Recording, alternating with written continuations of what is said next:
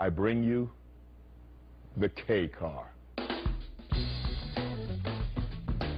What? The K car? On 101 cars you must drive? Why must I drive a K car? I'm going to tell you why you got to drive a K car, because the K car saved Chrysler. That's right, Chrysler, the corporation that back in the 70s brought us everything. Hemi, Superbirds, the Imperial, beautiful cars. Well, they were on the verge of bankruptcy. And then in 1981, they brought out the K car, and the K car saved Chrysler. That's right. It wasn't sexy. It wasn't sexy at all. It looked like they said, you know, we need a Volvo without the features. Oh, and let's make it slower. You know what it's going to do? It's going to save our corporation. I mean, you had to be ballsy to try it, and they were. And they did.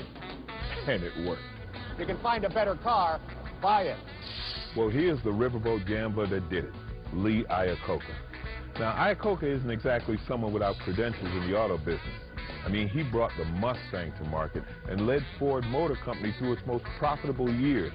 Back in the late 70s, he got into a mine's bigger than yours contest with Henry Ford Jr. And let's face it, when your name is on the sign out in front of the building, well, people, you don't lose a contest like that. So Iacocca left Ford. Next stop, Chrysler. And they were only too happy to get him. Iacocca came in and he started cleaning house. First, he leaned on the federal government to guarantee $1.5 billion in loans. The Congress of the United States has passed the Chrysler Loan Guarantee Bill. The new Chrysler Corporation is in business to stay. And the first new product he brought to market, you guessed it, the K car. Now, despite its dopey looks and its total lack of high performance, that little sucker caught on.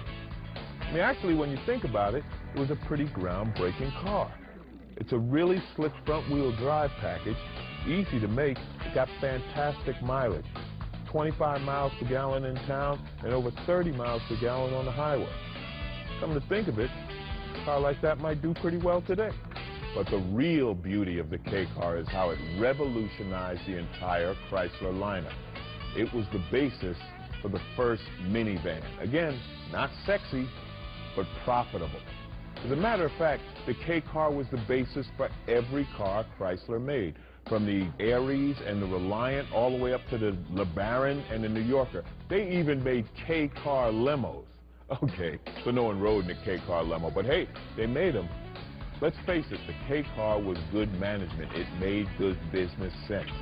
Now listen, I know you old-line gearheads are never going to love the K car. You're like, it's front-wheel drive.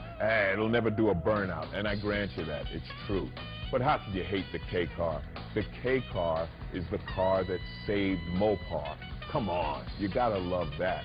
This is why the K car is one of 101 cars you must drive.